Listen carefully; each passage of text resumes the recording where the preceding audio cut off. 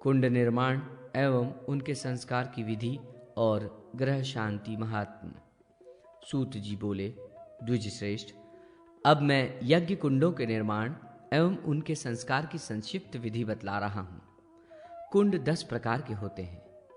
1 चौकोर, 2 वृत्त, 3 पद्म, 4 अर्धचंद्र, 5 योनि की आकृति का, 6 चंद्राकार, 7 पंचकोण, 8 सप्तकोण, 9 अष्टकोण और 10 9 कोणों वाला। सबसे पहले भूमि का संशोधन कर भूमि पर पड़े हुए तृणकेश आदि हटा देने चाहिए। फिर उस भूमि पर भस्म और अंगारे घुमाकर भूमि शुद्धि करनी चाहिए। तदनंतर उस भूमि पर जल सींचन कर बीजारोपण करें और 7 दिन के बाद कुंड निर्माण के लिए खनन करना चाहिए। तत्पश्चात अभिष्ट उपयुक्त 10 कुंडों में से किसी का निर्माण करना चाहिए। कुंड निर्माणार्थ विधिवत नाप जोक के लिए सूत्र का उपयोग करें। कामना भेद से कुंड भी अनेक आकार के होते हैं। कुंड के अनुरूप ही मेखला ही भी बनाई जाती है। यज्ञों में आहुतियों की संख्या का भी अलग अलग विधान है। विधि के प्रमाण के अनुसार आहुति देनी चाहिए। मान रहित हवन करने से कोई फल नहीं मिलता। अतः बुद्धिमान मनुष्य को मान का पूर्ण ज्ञान रखकर ही कुंड का विधिवत निर्माण कर यज्ञानुष्ठान करना चाहिए। जिस यज्ञ का जितना मान होता है उसी मान की ही योजना करनी चाहिए। 50 आहुतियों का मान सामान्य है। इसके बाद 100, 1000, अयुत, लक्ष और कोटि होम भी होते हैं। बड़े बड़े यज्ञ संपत्ति रहने पर हो सकते हैं या राजा महाराजा कर सकते हैं। मनुष्य अपने अपने प्राक्तन कर्म के अनुसार सुख दुख का उपभोग करता है तथा शुभाशुभ फल ग्रहों के अनुसार भोगता है। अतः शांति पुष्टि कर्म में ग्रहों की शांति प्रयत्न पूर्वक परम भक्ति से करनी चाहिए। दिव्य अंतरिक्ष और पृथ्वी संबंधी बड़े बड़े अभ्युद उत्पादों के होने पर शुभाशुभ फल देने वाली ग्रह शांति करनी चाहिए। इन अवसरों पर अयुत होम करना चाहिए। काम कर्म या शांति पुष्टि के लिए ग्रहों का भक्ति पूर्वक नित्य पूजन एवं हवन करना चाहिए। काली काल में ग्रहों के लिए लक्ष्य एवं कोटि होम का विधान है। गृहस्थ को अभिचारिक कर्म नहीं करने चाहिए। कुंड का शास्त्रानुसार संस्कार करना चाहिए। बिना संस्कार किए होम करने पर अर्थ हानि होती है। अतः संस्कार करके होम आदि क्रियाएं करनी चाहिए। कुंडों के स्थान का ओंकार पूर्वक अवेक्षण, कुश के जल से प्रोक्षण, त्रिशूलीकरण तथा सूत्र से आवेष्टित करना, कीलित करना, अग्निजिव्या की भावना करना तथा अग्न्याहरण आदि 18 संस्कार होते हैं। शूद्र के घर से अग्नि कभी न लाएं। स्त्री द्वारा भी अग्नि कभी नहीं मंगवानी चाहिए। शुद्ध एवं पवित्र व्यक्ति द्वारा ही अग्नि ग्रहण करना चाहिए। तदनंतर अग्नि का संस्कार करें और उसे अपने अभिमुख रखें। अग्नि बीज रम और शिव बीज शम से उसका प्रोक्षण करें और शिव शक्ति का ध्यान करें। इससे अभिष्ट सिद्धि की प्राप्ति होती है। उसके बाद वायु के सहारे अग्नि प्रज्वलित करें। देवी भगवती और भगवान का अर्धपाग्ध, आचमनीय आदि से पूजन करें। अग्नि पूजन में मंत्र का उपयोग करें। यज्ञदत्त मुनि ने अग्नि की 3 जिह्वाएं बतलाई हैं, हिरण्या, कनका तथा कृष्णा। समिधा भेद से जिन जिह्वा भेदों का वर्णन है उनका उन्हीं में विनियोग करना चाहिए। बहुरूपा, अतिरूपा और सात्विका, इनका योग कर्म में विनियोग होता है। आज होम में हिरण्या, त्रिमधु से हवन करने पर, कर्णिका शुद्ध क्षीर से हवन करने पर, रक्ता नैतिक कर्म में प्रभा, पुष्प होम में बहुरूपा, अन्न और पायस से हवन करने से कृष्णा, इक्षु होम से पद्मरागा, पद्म होम में सुवर्णा और लोहिता, बिल्व पत्र से हवन करने पर श्वेता, तिल होम में धूमनी, काष्ठ होम में करालिका, पितृ होम में लोहितास्या, देव होम में मनोजवा नाम की अग्निज्वाला कही गई है। जिन जिन समाधियों से हवन किया जाता है उन उन समाधियों में वैष्णवर नामक अग्निदेव स्थित रहते हैं। अग्नि के मुख से मंत्रोच्चारण पूर्वक आहुति पड़ने पर अग्नि देवता सभी प्रकार का अभ्युदय करते हैं। मुख के अतिरिक्त शेष स्थानों पर आहुति देने से अनिष्ट फल होता है। अग्नि की जिह्वाएं विशेष रूप से घृताहुति में हिरण्या एवं अन्यान्य आहुतियों में गणना, वक्रा, कृष्णाभा, सुप्रभा, बहुरूपा तथा अतिरूपिका नाम से प्रसिद्ध है। कुंड के उदर में अर्थात मध्य में आहुतियां देनी चाहिए, इधर उधर नहीं देनी चाहिए। चंदन, अगरू, कपूर, पाटला तथा यूथिका के समान अग्नि से प्रादुर्भूत गंध सभी प्रकार का कल्याणकारक होता है। यदि अग्नि की ज्वाला छिन्न वृत्त रूप से उठती हो तो मृत्यु भय होता है और धन का क्षय होता है। अग्नि बुझ जाने तथा अत्यधिक धुआं होने पर भी महान अनिष्ट होता है। ऐसी स्थितियों में प्रायश्चित करना चाहिए। पहले 28 आहुतियां देकर ब्राह्मणों को भोजन कराना चाहिए। अनंतर घी से मूल मंत्र द्वारा 25 आहुतियां देनी चाहिए। तीनों कालों में महास्नान करें तथा श्रद्धा भक्ति पूर्वक भगवान विष्णु की पूजा करें। अग्नि पूजन विधि। सूत जी बोले, ब्राह्मणों, नित्य नैमित्तिक याग आदि की समाप्ति में हवन हो जाने पर भगवान अग्निदेव की षोडश उपचारों से पूजा करनी चाहिए। अग्नि को वायु द्वारा प्रदीप्त कर पीठस्थ देवताओं की पूजा कर हाथ में लाल फूल ले मंत्र पढ़कर ध्यान करें। भगवान अग्नि देवता आप हाथों में उत्तम इष्ट शक्ति, स्वस्तिक और अभय मुद्रा धारण किए हैं। दैदीप्यमान सुवर्ण सदृश उनका स्वरूप है। कमल के ऊपर विराजमान हैं, 3 नेत्र हैं तथा वे जटाओं और मुकुट से सुशोभित हैं। मंडप के पूर्व आदि द्वार देशों में कामदेव, इंद्र, वाराह तथा कार्तिकेय को आवाहित कर स्थापित करें।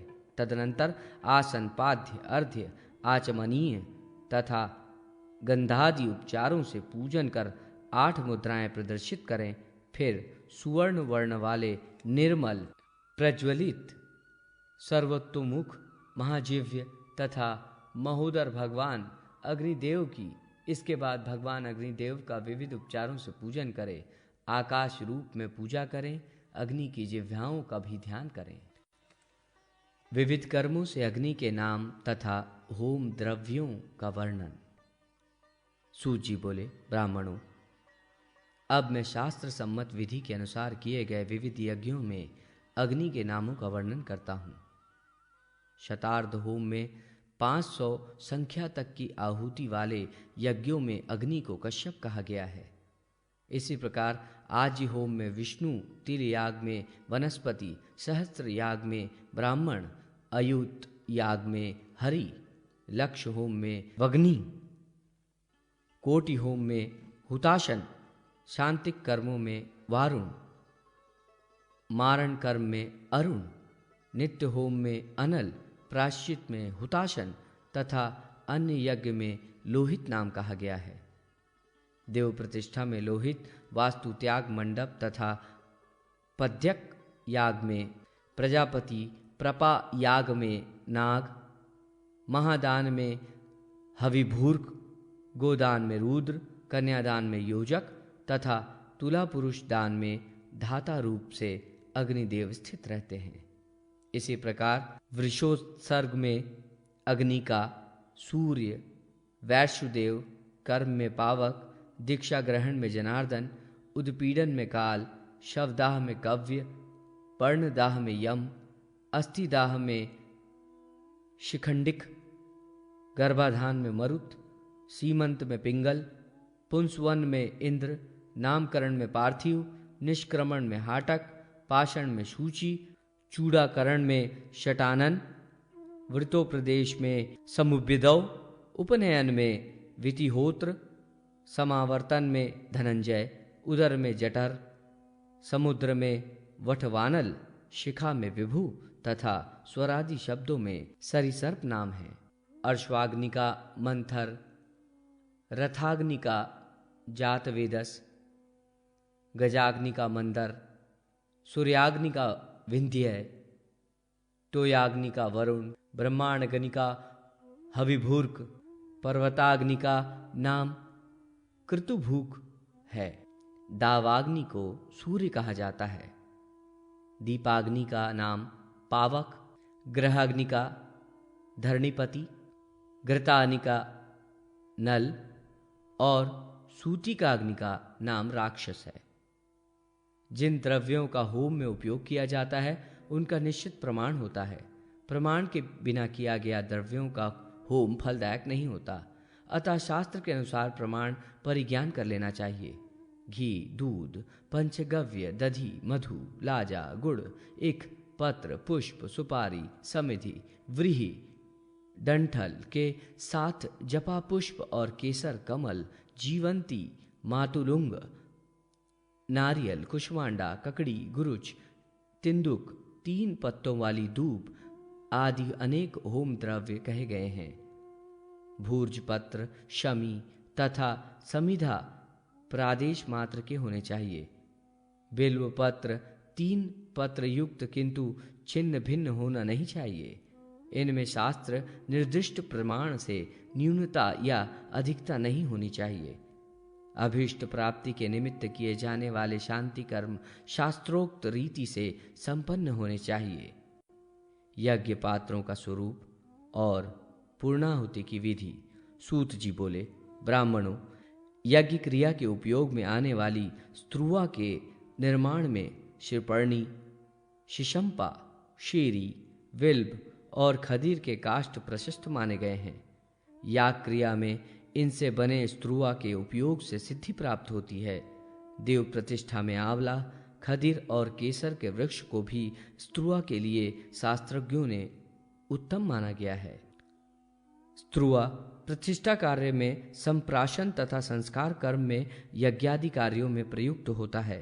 स्त्रुआ के निर्माण में विल्व काष्ठ ग्रहण करना चाहिए, परंतु उसके ग्रहण के समय रिक्ता आदि तिथियां न हो।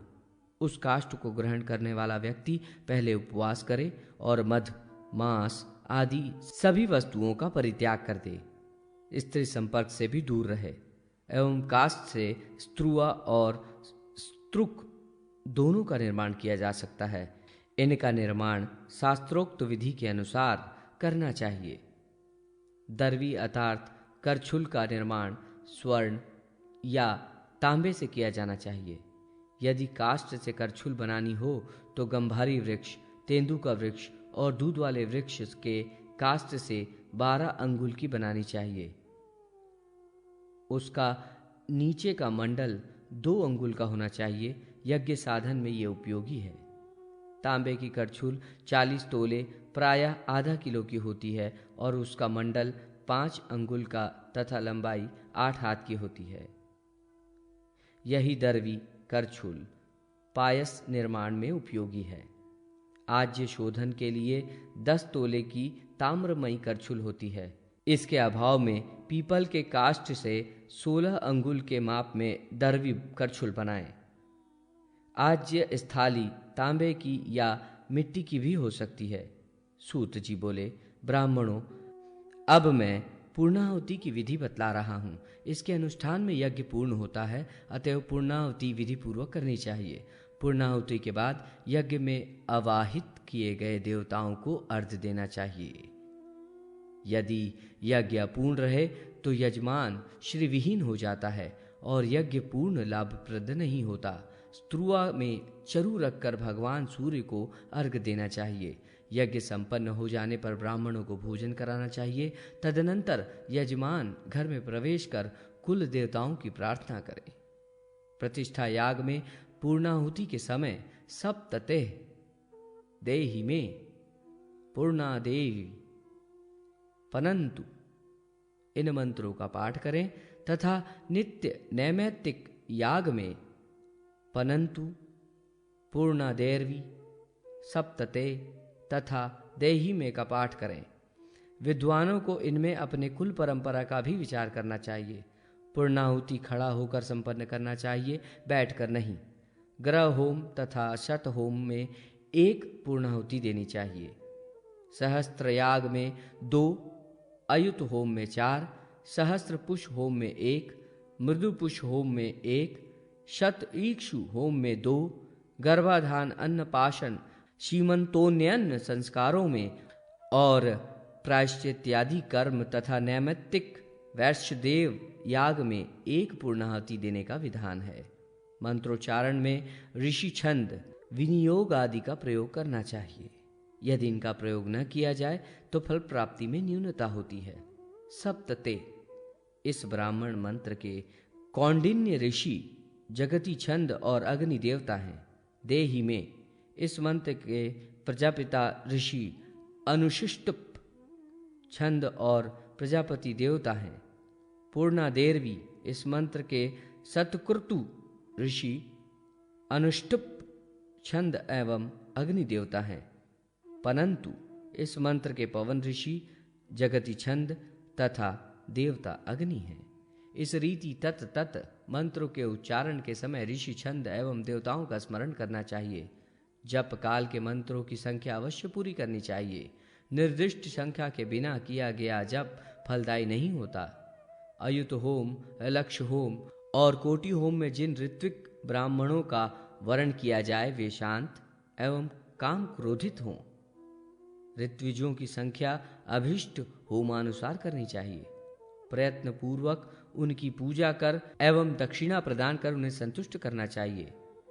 इस प्रकार विधि पूर्वक याग कर्म करने वाला व्यक्ति वसु, आदित्य और मरुद्गणों के द्वारा शिवलोक में पूजित होता है तथा उनके कल्पों तक वहां निवास कर अंत में मोक्ष प्राप्त करता है।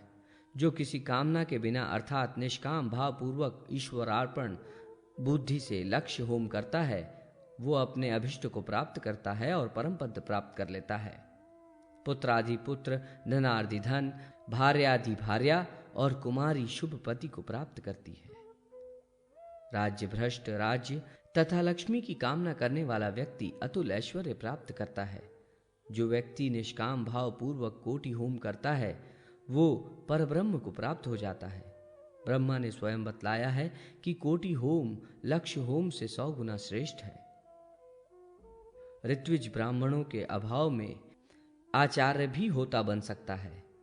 आसनों में कुशासन प्रशस्त माना गया है। देवता पद्मासन पर स्थित रहते हैं और वास भी करते हैं, अतः पद्मासनस्थ होकर ही अर्चना करनी चाहिए। देवो भूत्वा देवान यजेत, इस न्याय के अनुसार पद्मासनस्थ देवताओं का अर्चन पद्मासनस्थ होकर ही करना चाहिए। यदि ऐसा न किया जाए तो संपूर्ण फल यक्षिणी हरण कर लेती है। प्रथम भाग संपूर्ण। ओम श्री परमात्मने नमः। मध्यम पर्व, द्वितीय भाग। यज्ञादि कर्मों के मंडल निर्माण तथा क्रौंचादि पक्षियों के दर्शन का फल। सूत जी ने कहा, ब्राह्मणगण, अब मैं आप लोगों से पुराणों के वर्णित मंडल निर्माण के विषय में कहूँगा। बुद्धिमान व्यक्ति हाथ से नाप कर मंडल का माप निश्चित करे, फिर उसे तदत्त स्थानों में विधि विहित लाल आदि रंग भरे। उनमें देवताओं के अस्त्र विशेष बाहर, मध्य और कोण में लिखकर प्रदर्शित करें। शंभु, गौरी, ब्रह्मा, राम और कृष्ण आदि का अनुक्रम से निर्देश करें। फिर सीमा रेखा को 1 अंगुल ऊंचा उन अर्ध भागों में युक्त करें। शिव और विष्णु के महाभाग में शंभु से प्रारंभ कर देवताओं की परिकल्पना और ध्यान करें। प्रतिष्ठा में राम पर्यंत, जलाशय में कृष्ण पर्यंत और दुर्गायाग में ब्रह्मादि की परिकल्पना करें। मंडल का निर्माण अधम ब्राह्मण एवं शूद्र न करे। सूत जी ने पुनः कहा, अब मैं क्रौंच का स्वरूप बतलाता हूँ। सभी शास्त्रों में उसका उल्लेख मिलता है जो गोपनीय है। ये क्रौंच महाक्रौंच, मध्य क्रौंच और कनिष्ठ क्रौंच भेद से 3 प्रकार का वर्णित है। इसका दर्शन सैकड़ों जन्मों में किए गए पापों को नष्ट करता है। मयूर, वृषभ, सिंह, क्रौंच और कपि को घर में, खेत में और वृक्ष पर भूल से भी देख लें तो उसको नमस्कार करें। ऐसा करने से दर्शक के सैकड़ों ब्रह्म हत्या जनित पाप नष्ट हो जाते हैं। उनके पोषण से कीर्ति मिलती है और दर्शन से धन तथा आयु बढ़ती है। मयूर ब्रह्मा का, वृषभ सदाशिव का तथा दुर्गा क्रौंच नारायण का, बाघ त्रिपुर सुंदरी लक्ष्मी का रूप है। स्नान कर यदि प्रतिदिन इनका दर्शन किया जाए तो ग्रह दोष मिट जाता है, इसलिए प्रयत्नपूर्वक इनका पोषण करना चाहिए। सभी यज्ञों में सर्वोतभद्र मंडल सभी प्रकार की पुष्टि प्रदान करता है। सर्वशक्तिमान ईश्वर ने साधकों के हित के लिए उसका प्रकाश किया है। संपूर्ण स्मार्त यागों में सर्वतोभद्र मंडल का विशेष रूप से निर्माण किया जाता है और तत् स्थानों में तत् रंगों से पूरित किया जाता है। यज्ञादि कर्म में दक्षिणा का महात्म, विभिन्न कर्मों में पारिश्रमिक व्यवस्था और कलश स्थापन का वर्णन। सूत जी बोले, ब्राह्मणों, शास्त्र विहित यज्ञादि कार्य दक्षिणा रहित एवं परिणाम विहीन कभी नहीं करना चाहिए। ऐसा यज्ञ कभी सफल नहीं होता। जिस यज्ञ का जो माप बतलाया गया है उसी के अनुसार विधान करना चाहिए। मान रहित यज्ञ करने वाले व्यक्ति नरक में जाते हैं। आचार्य होता, ब्रह्मा तथा जितने भी सहयोगी हों वे सभी विधिज्ञ हो। 80 वराटों का एक पण होता है। 16 पणों का एक पुराण कहा जाता है। 7 पुराणों की एक रजत मुद्रा तथा 8 रजत मुद्राओं की एक स्वर्ण मुद्रा कही जाती है, जो यज्ञ आदि में दक्षिणा में दी जाती है। बड़े उद्यानों की प्रतिष्ठा यज्ञ में 2 स्वर्ण मुद्राएं, कुपोत्सर्ग में आधी स्वर्ण मुद्रा, निष्क, तुलसी एवं आमल की याग में 1 स्वर्ण मुद्रा निष्क दक्षिणा रूप में विहित है। लक्ष्य होम में 4 स्वर्ण मुद्रा, कोटि होम, देव प्रतिष्ठा तथा प्रसाद के उत्सर्ग में 18 स्वर्ण मुद्राएं दक्षिणा रूप में देने का विधान है। तड़ाक तथा पुष्करिणी याग में आधी आधी स्वर्ण मुद्रा देनी चाहिए। महादान, दीक्षा, वर्षोत्सर्ग तथा गया श्राद्ध में अपने विभव के अनुसार दक्षिणा देनी चाहिए। महाभारत के श्रवण में 80 रत्ती तथा ग्रह याग, प्रतिष्ठा कर्म, लक्ष्य होम, अयुत होम तथा कोटि होम में 100 रत्ती सुवर्ण देने चाहिए। इसी प्रकार शास्त्रों में निर्दिष्ट सत्पात्र व्यक्ति को ही दान देना चाहिए, अपात्र को कतई नहीं। यज्ञ होम में द्रव्य, काष्ठ, घृत आदि के लिए शास्त्र निर्दिष्ट विधि का ही अनुसरण करना चाहिए। यज्ञ, दान तथा व्रत आदि कर्मों में दक्षिणा तत्काल देनी ही चाहिए। बिना दक्षिणा के ये कार्य कभी नहीं करने चाहिए। ब्राह्मणों का जब वरण किया जाए तब उन्हें रत्न, सुवर्ण, चांदी आदि दक्षिणा रूप में देने चाहिए। वस्त्र एवं भूमि दान विहित है। अन्य दानों एवं यज्ञों में दक्षिणा एवं द्रव्यों में अलग अलग विधान है। विधान के अनुसार नियत दक्षिणा में असमर्थ होने पर यज्ञ कार्य की सिद्धि के लिए देव प्रतिमा, पुस्तक, रत्न, गाय, धान्य, तिल, रुद्राक्ष तथा फल एवं पुष्प आदि भी दिए जा सकते हैं। सूत जी पुनः बोले, ब्राह्मणों, मैं पूर्ण पात्र का स्वरूप बतलाता हूं, उसे सुने। काम्य होम में 1 मुष्टि के पूर्ण पात्र का विधान है। 8 मुट्ठी अन्न को 1 कुंजिका कहते हैं। इसी प्रमाण से पूर्ण पात्रों का निर्माण करना चाहिए। उन पात्रों को अलग कर द्वार प्रवेश में स्थापित करें। कुंड और कुमंडलों के निर्माण के पारिश्रमिक इस प्रकार हैं। चौकोर कुंड के लिए रौप्यादि, सर्वोत्र भद्र कुंड के लिए 2 रौप्य, महासिंहासन के लिए 5 रौप्य, सहस्त्रार्क तथा मेरु पृष्ठ कुंड के लिए 1 बैल तथा 4 रौप्य महाकुंड के निर्माण द्विगुणित स्वर्णपाद, वक्त कुंड के लिए 1 रौप्य, पद्म कुंड के लिए वृषभ, अर्धचंद्र कुंड के लिए 1 रौप्य, योनि कुंड निर्माण में 1 धेनु तथा 4 मासा स्वर्ण, शैव्याग में तथा उद्यापन में 1 मासा स्वर्ण, इष्टिकाकरण में प्रतिदिन 2 पण पारिश्रमिक देने चाहिए। खंड कुंड निर्माता को 10 वराट, इससे बड़े कुंड के निर्माण में 1 काकीणी, 7 हाथ के कुंड निर्माण में 1 पण, वृहत्कुप के निर्माण में 2 पण, ग्रह निर्माण में प्रतिदिन 1 रत्ती सोना, कोष्ठ बनवाना हो तो आधा पण, रंग में रंगाने में 1 पण, वृक्षों के रोपण में प्रतिदिन 1.5 पण पारिश्रमिक देना चाहिए। इसी तरह पृथक कर्मों में अनेक रीति से पारिश्रमिक का विधान किया गया है। यदि ये नापित सिर से मुंडन करें तो उसे 10 कांकणी देनी चाहिए। स्त्रियों के नख आदि के रंजन के लिए कांकणी के साथ भी पण भी देना चाहिए। धान के रोपण में 1 दिन का 1 पण पारिश्रमिक होता है।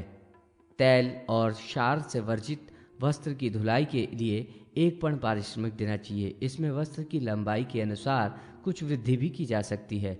मिट्टी के खोदने में, कुचाल चलाने में, क्षुदंड के निष्पीडन तथा सहस्त्र पुष्प चयन में 10-10 काकिणी पारिश्रमिक देना चाहिए।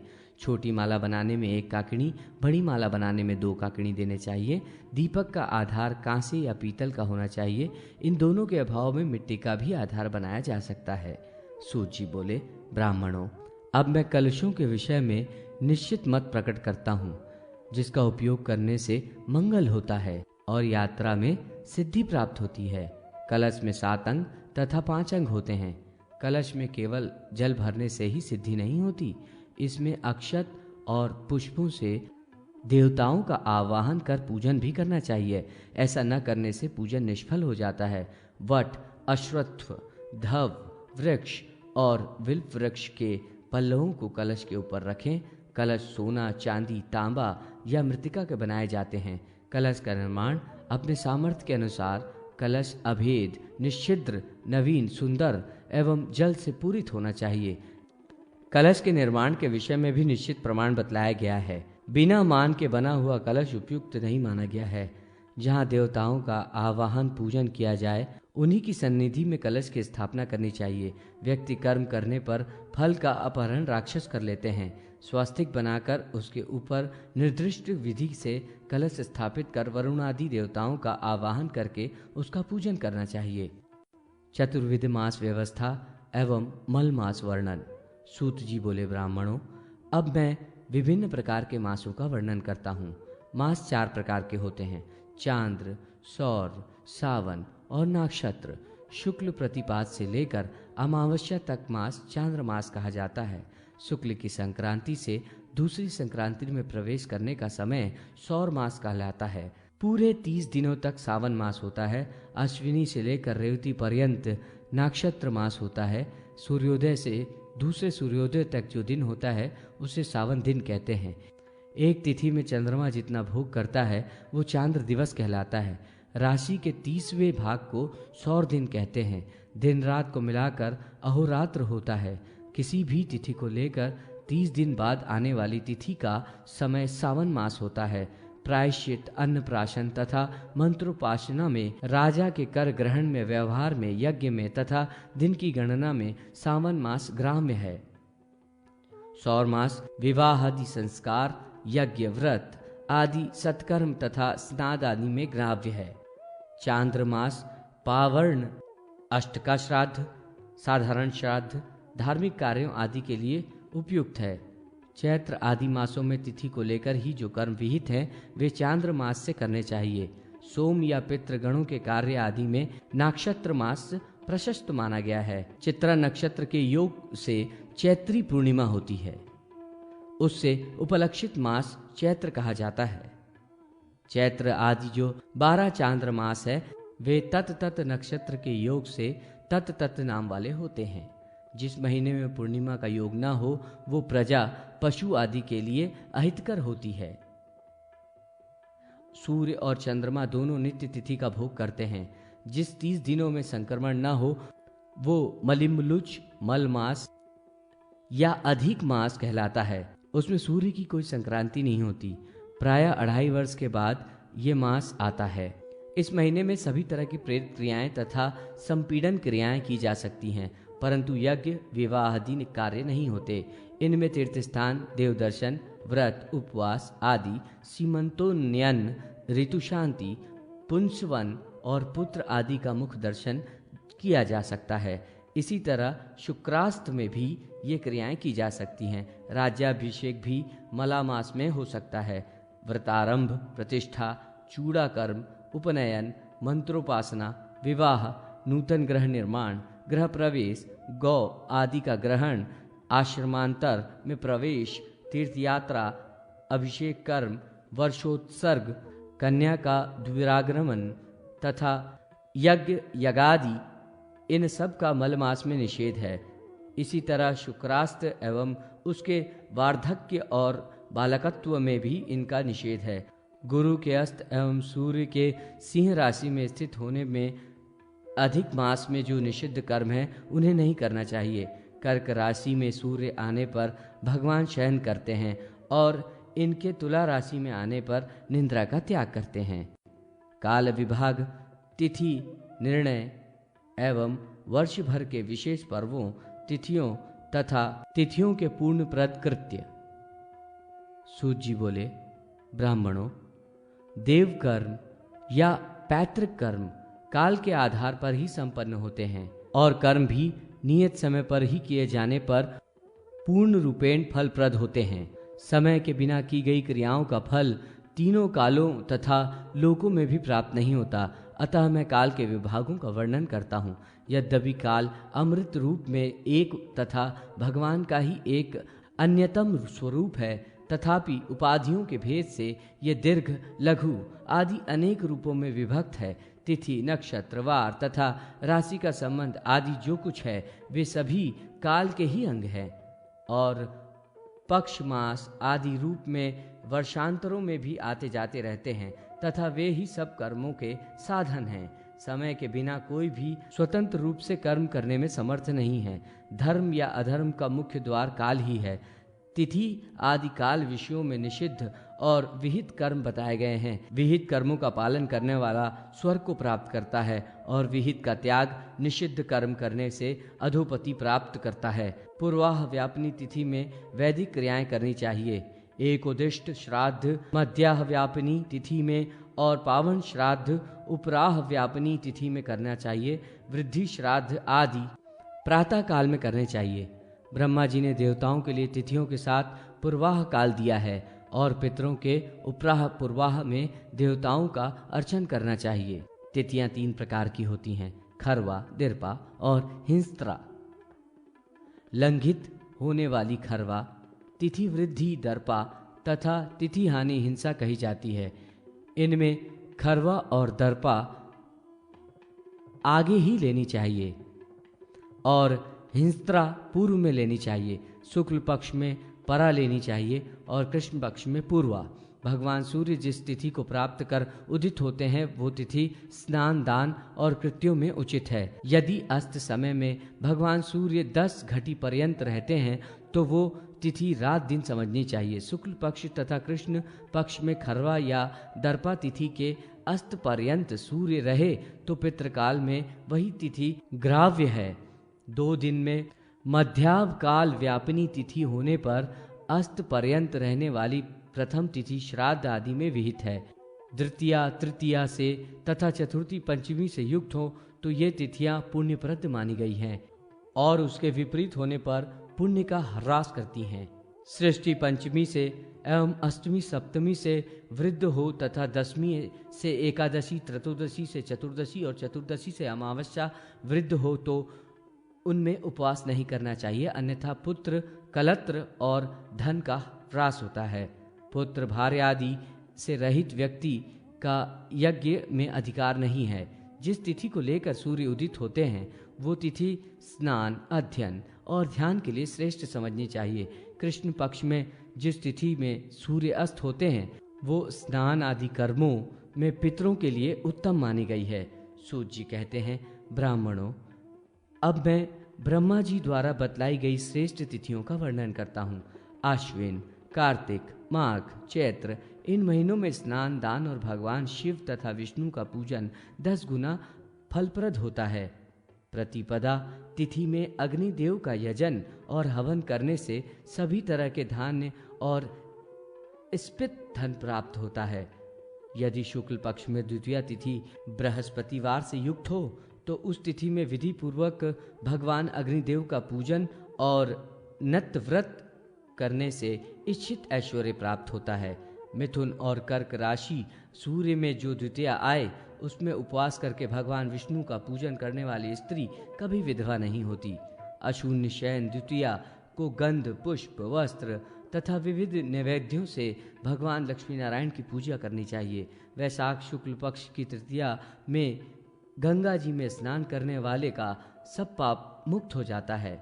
वैशाख मास की तृतीया स्वाति नक्षत्र और माघ की तृतीया रोहिणी युक्त हो तथा अश्विन तृतीया वृष राशि से युक्त हो तो उसमें जो भी दान दिया जाता है वह अक्षय होता है। विशेष रूप से हविष्यान्न एवं मोदक देने से अधिक लाभ होता है तथा गुड़ और कपूर युक्त जलदान करने वाली विद्वान पुरुष अधिक प्रशंसा करते हैं। ये मनुष्य ब्रह्मलोक में पूजित होता है। यदि बुधवार और श्रवण से युक्त तृतीया हो तो उसमें स्नान और उपवास करने से अत्यंत फल प्राप्त होता है। भरणी नक्षत्र युक्त चतुर्थी में यम देवता की उपासना करने से संपूर्ण पापों से मुक्ति मिलती है। भाद्र पक्ष की शुक्ला चतुर्थी शिवलोक में पूजित है। कार्तिक और माघ मास के ग्रहणों, स्नान, जप, तप, दान, उपवास और श्राद्ध करने से अत्यंत फल मिलता है। चतुर्थी में संपूर्ण विघ्नों के नाश तथा इच्छा पूर्ति के लिए भगवान गणेश की पूजा मोदक आदि से भक्ति पूर्वक करनी चाहिए। श्रावण मास के शुक्ल पक्ष की पंचमी में द्वार देश के दोनों ओर गोमेय से नागों की रचना कर दूध, दही, सिंदूर, चंदन, गंगा जल एवं सुगंधित द्रव्यों से नागों का पूजन करना चाहिए। नागों का पूजन करने वालों कुल में निर्भयता रहती है एवं प्राणों की रक्षा भी होती है। श्रावण कृष्ण पंचमी घर के आंगन में नीम के पत्तों से मनसा देवी की पूजा करने से कभी भी सर्प भय नहीं होता। भाद्र पक्ष की सृष्टि में स्नान, दान आदि करने से अत्यंत पुण्य होता है। विप्रगणों, माघ और कार्तिक की सृष्टि में व्रत करने से इहलोक और परलोक में असीम कीर्ति प्राप्त होती है। शुक्ल पक्ष की सप्तमी में यदि संक्रांति पड़े तो उसका नाम महाजया या सूर्य प्रिया होता है। भाद्र पक्ष की सप्तमी में अपराजिता है। शुक्ल या कृष्ण पक्ष की षष्ठी या सप्तमी रविवार से युक्त हो तो यह ललिता नाम की तिथि पुत्र पौत्रों की वृद्धि करने वाली महान पुण्यदायी है। अश्विनी एवं कार्तिक मास के शुक्ल पक्ष की अष्टमी में अष्टादश भुजा का पूजन करना चाहिए। आषाढ़ और श्रावण मास के शुक्ल पक्ष की अष्टमी में चंडिका देवी का प्रातःकाल स्नान करके अत्यंत भक्ति पूर्वक पूजन कर रात्रि में अभिषेक करना चाहिए। चैत्र मास के शुक्ल पक्ष की अष्टमी में अशोक पुष्प से मृणमयी भगवती देवी की अर्चन करने से संपूर्ण शोक निवृत्त हो जाते हैं। श्रावण मास में अथवा सिंह संक्रांति से रोहिणी युक्त अष्टमी हो तो उसकी अत्यंत प्रशंसा की गई है। प्रति मास की नवमी में देवी की पूजा करनी चाहिए। कार्तिक मास के शुक्ल पक्ष की दशमी को सूक्ष्म आहार पूर्वक रहने वाले ब्रह्मलोक में जाते हैं। ज्येष्ठ मास के शुक्ल पक्ष की दशमी गंगा दशहरा कहलाती है। अश्विनी की दशमी विजयादशमी और कार्तिक की दशमी महापुण्य कहलाती है। एकादशी व्रत करने से संपूर्ण पाप नष्ट हो जाते हैं। इस व्रत में दशमी को जितेंद्रिय होकर एक ही बार भोजन करना चाहिए। दूसरे दिन एकादशी में उपवास कर द्वादशी में पारणा करनी चाहिए। द्वादशी तिथि द्वादश पापों का हरण करती है। चैत्र मास के शुक्ल पक्ष की त्रयोदशी में अनेक पुष्पादि सामग्रियों से कामदेव की पूजा करें। इसे अनंग त्रयोदशी कहा जाता है। चैत्र मास के कृष्ण पक्ष की अष्टमी शनिवार या शतभिषा नक्षत्र से युक्त हो तो गंगा स्नान करने से सैकड़ों सूर्य ग्रहण का फल प्राप्त होता है। इस मास के कृष्ण पक्ष की त्रयोदशी यदि शनिवार या शतभिषा से युक्त हो तो ये महावारुणी पर्व कहलाता है। इसमें किया गया स्नान, दान एवं श्राद्ध अक्षय होता है।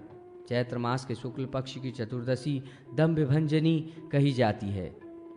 इस दिन धतूरे की जड़ में कामदेव का अर्चन करना चाहिए। इससे उत्तम स्थान प्राप्त होता है। अत्यंत चतुर्दशी का व्रत संपूर्ण पापों का नाश करने वाला है। इसे भक्ति पूर्वक करने से मनुष्य अनंत सुख प्राप्त करता है। प्रेत चतुर्दशी यम चतुर्दशी को तपस्वी ब्राह्मणों को भोजन और दान देने से मनुष्य यमलोक में नहीं जाता।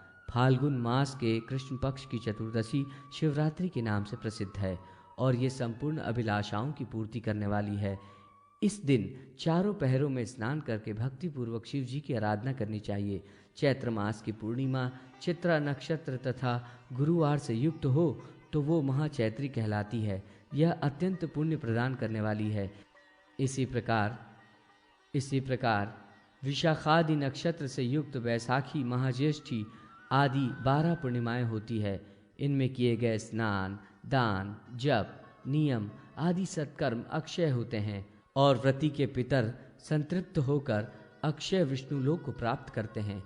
हरिद्वार में महावैसाखी का पर्व विशेष पुण्य दान प्रदान करता है। इसी प्रकार शालग्राम क्षेत्र में महाचैत्री, पुरुषोत्तम क्षेत्र में महाज्येष्ठी, शंखल क्षेत्र में महाषाठी, केदार क्षेत्र में महाश्रावणी, बद्रिका क्षेत्र में महाभाद्री, पुष्कर तथा कान्यकुब्ज में महाकीर्तिकी, अयोध्या में महामार्गशीर्षी तथा महापौषी, प्रयाग में महामाघी तथा नैमिषारण्य में महाफाल्गुनी पूर्णिमा विशेष फल देने वाली है।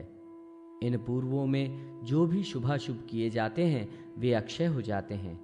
अश्विनी की पूर्णिमा कौमुदी कही जाती है। इसमें चंद्रोदय काल में विधि पूर्वक लक्ष्मी की पूजा करनी चाहिए। प्रत्येक अमावस्या को तर्पण और श्राद्ध कर्म अवश्य करना चाहिए। कार्तिक मास के कृष्ण पक्ष की अमावस्या के प्रदोष के समय लक्ष्मी का सविधि पूजन कर उनकी प्रीति के लिए दीपों को प्रज्वलित करना चाहिए। नदी तीर, पर्वत, गोष्ठ, शमशान, वृक्षमूल, चौराहा, अपने घर में और चत्वर में दीपों को सजाना चाहिए। गोत्र प्रवर आदि के ज्ञान की आवश्यकता। सूत जी कहते हैं, ब्राह्मणों, गोत्र प्रवर की परंपरा को जानना अत्यंत आवश्यक है। इसलिए अपने अपने गोत्र या प्रवर को पिता, आचार्य तथा शास्त्र द्वारा जानना चाहिए। गोत्र प्रवर को जाने बिना किया गया कर्म विपरीत फलदायी होता है। कश्यप, वशिष्ठ, विश्वामित्र, अग्निरस, चमन, मौकोन्य, वत्स, कात्यायन, आगस्त्य आदि अनेक गोत्र प्रवर्तक ऋषि हैं। गोत्रों के में 1, 2, 3, 5 आदि प्रवर होते हैं। समान गोत्र में विवाह आदि संबंधों का निषेध है। अपने गोत्र प्रवरादि का ज्ञान शास्त्रांतरों से कर लेना चाहिए। वास्तव में देखा जाए तो सारा जगत महामुनि कश्यप से उत्पन्न हुआ है। अतः जिन्हें अपने गोत्र और प्रवर का ज्ञान नहीं है उन्हें अपने पिताजी से ज्ञात कर लेना चाहिए। यदि उन्हें भी न मालूम हो तो स्वयं को कश्यप गोत्रीय मानकर उनका प्रवर लगाकर शास्त्रानुसार कर्म करना चाहिए। वास्तुमंडल के निर्माण एवं वास्तु पूजन की संक्षिप्त विधि। सूत जी कहते हैं, ब्राह्मणों, अब मैं वास्तुमंडल का संक्षिप्त वर्णन करता हूं। पहले भूमि पर अंकुरों का रोपण करके भूमि की परीक्षा कर लें। तदनंतर उत्तम भूमि के मध्य वास्तुमंडल का निर्माण करें। वास्तुमंडल के देवता 45 हैं।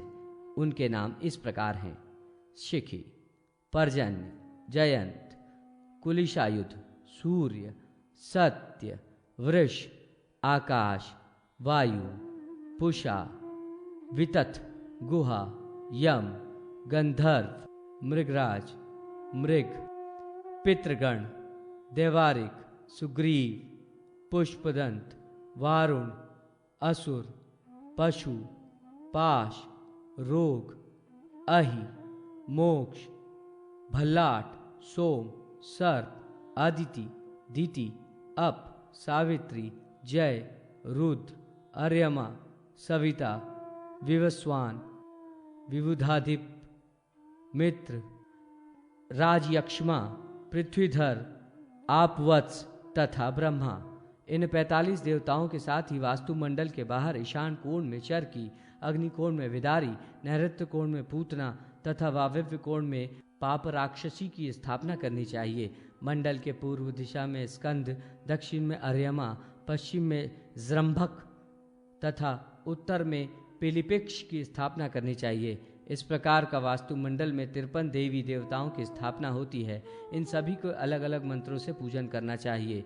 मंडल के बाहर की पूर्वाधि 10 दिशाओं में 10 दिक्पाल देवताओं इंद्र, अग्नि, यम, निकृति, वरुण, वायु, कुबेर, ईशान, ब्रह्मा तथा अनंत भी यथास्थान पूजा कर उन्हें बलि निवेदित करनी चाहिए। वास्तुमंडल की रेखाएं श्वेत वर्ण तथा मध्य में कमल लाल वर्ण से अनुरंजित करना चाहिए। शिखी आदि 45 देवताओं के कोष्ठ को और रक्त आदि रंगों से अनुरंजित करना चाहिए। ग्रह, देव मंदिर, महाकूप आदि निर्माण में तथा देव प्रतिष्ठा आदि के वास्तुमंडल में निर्माण कर वास्तुमंडलस्थ देवताओं का आवाहन कर उनका पूजन करना चाहिए।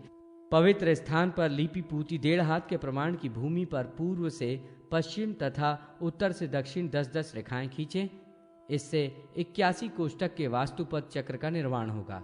इसी प्रकार की 9-9 रेखाएं खींचने से 64 पद का वास्तु चक्र बनता है। वास्तुमंडल में जिन देवताओं का उल्लेख किया गया है उनका ध्यान और पूजन अलग अलग मंत्र से किया जाता है। उल्लेखित देवताओं की दृष्टि के लिए विधि के अनुसार स्थापना तथा पूजा करके हवन कार्य संपन्न करना चाहिए। तदनंतर ब्राह्मणों को सुवर्ण आदि दक्षिणा देकर उन्हें संतुष्ट करना चाहिए। वास्तु यागादि में एक विस्तृत मंडल के अंतर्गत योनि तथा मेखलाओं से समन्वित एक कुंड तथा वास्तु वेदी का विधि अनुसार निर्माण करना चाहिए। मंडल के ईशान कोण में कलश स्थापित कर गणेश जी एवं कुंड के मध्य में विष्णु, दिक्पाल और ब्रह्मा आदि तदत्त मंत्रों से पूजन करना चाहिए। प्राणायाम करके भूत शुद्धि करें। तदनंतर वास्तु पुरुष का ध्यान इस प्रकार करना चाहिए। वास्तु देवता श्वेत वर्ग के 4 भुजा वाले शांत स्वरूप और कुंडलों से अलंकृत हैं। हाथ में पुस्तक, अक्षमाला, वरद एवं अभय मुद्रा धारण किए हुए हैं। पितरों और वैष्णवावर से युक्त हैं और कुटिल भ्रू से सुशोभित हैं। उनका मुख भयंकर है, हाथ जानु पर्यंत लंबे हैं। ऐसे वास्तु पुरुष का विधि के अनुसार पूजन कर उन्हें स्नान कराएं। वास्तुष्पते ये वास्तु देवता के पूजन का मुख्य मंत्र है। पूजा की जितनी सामग्री है उसे प्रोक्षण द्वारा शुद्ध कर लें। आसन की शुद्धि कर गणेश, सूर्य, इंद्र और आधार शक्ति स्वरूप पृथ्वी तथा ब्रह्मा का पूजन करें। तदनंतर हाथ में श्वेत चंदन युक्त श्वेत पुष्प लेकर विष्णु रूप वास्तु पुरुष का ध्यान कर उन्हें आसन, पाद्य, अर्घ्य, मधुपर्क आदि प्रदान करें और विविध उपचार से उनकी पूजा करें। विद्वान ब्राह्मण को चाहिए कि कुंड और वास्तुवेदी के मध्य कलश की स्थापना करें। कलश में पर्वत के शिखर, गजशाला, वाल्मीकि, नंदी संयम, राजद्वार, चौराहे तथा कुश के मूल की 7 प्रकार की मिट्टी छोड़ें। साथ ही उसमें इंद्रवल्ली, विष्णुक्रांता, अमृति, त्रपुष, मालती, चंपक तथा उर्वारुक इन वनस्पतियों को छोड़ें। पारिभद्र के पत्रों से कलश के कंठ का परिवेष्टन करें और कलश के मुख में कणाकार रूप में 5 पल्लवों की स्थापना करें और ऊपर श्रीफल, बीजपुर, नारिकेल, दाडिम, धात्री तथा जम्बू फल रखें। कलश में सुवर्णादि 5 रत्न छोड़ें। गंध पुष्पादि पंचोपचारों से कलश का पूजन करें। कलश में वरुण का आवाहन करें। कलश का स्पर्श करते हुए उन्हें समस्त समुद्रों, तीर्थों, गंगा आदि नदियों तथा पवित्र जलाशयों आदि में पवित्र जल की भावना कर उनका आवाहन करें। कलश स्थापन के अनंतर तिल, चावल, मध्वाज्य तथा दही, दूध आदि से यथाविधि वास्तु होम करें। वास्तु हवन के समय वास्तु देवता के मंत्र का जप करें। अनंतर वास्तु मंडल के समस्त देवताओं का पायसान्न, कृष्णान्न आदि पृथक पृथक क्रमशः बलि निवेदित करें। सभी देवताओं को उन्हीं के अनुरूप पताका भी प्रदान करें। अपने सामर्थ्य के अनुसार मंत्र, जप और वास्तु पुरुषत्व का पाठ करें। भगवान शंकर ने भगवान विष्णु स्वरूप वास्तुष्टपतिकी की इस स्तुति को कहा है। इसका जो प्रयत्न पूर्वक निरंतर पाठ करता है उसे अमरता प्राप्त हो जाती है और जो हृदय कमल के मध्य निवास करने वाले भगवान अच्युत विष्णु का ध्यान करता है वो वैष्णवी सिद्धि प्राप्त करता है। यज्ञ कर्म की पूर्णता में आचार्य को पयस्विनी गौ और सुवर्ण दक्षिणा दे। अन्य ब्राह्मणों को भी सुवर्ण प्रदान करे। प्रजापत्य और सृष्टिकृत का हवन करें। आचार्य और ऋत्विज मिलकर यजमान पर कलश के जल से अभिषेक करें। पूर्णाहुति देकर भगवान सूर्य को अर्घ प्रदान करें। ब्राह्मणों की आज्ञा लेकर यजमान के घर में प्रवेश करें। अनंतर ब्राह्मण को भोजन कराएं। दीन, अंध और कृपणों का अपनी शक्ति के अनुसार सम्मान करें। फिर अपने बंधु बांधवों के साथ स्वयं भोजन करें। उस दिन भोजन में दूध, कैसले पदार्थ, भुने हुए शाक तथा करेला आदि निषिद्ध पदार्थों का उपयोग न करें। शाल्यन्न, मूली, कटहल, आम, मधु, घी, गुड़, सेंधा नमक के साथ मातुलंग, बदरी फल, धात्री फल एवं तिल और मरीच आदि से बने पदार्थ का भोजन प्रशस्त कहे गए हैं।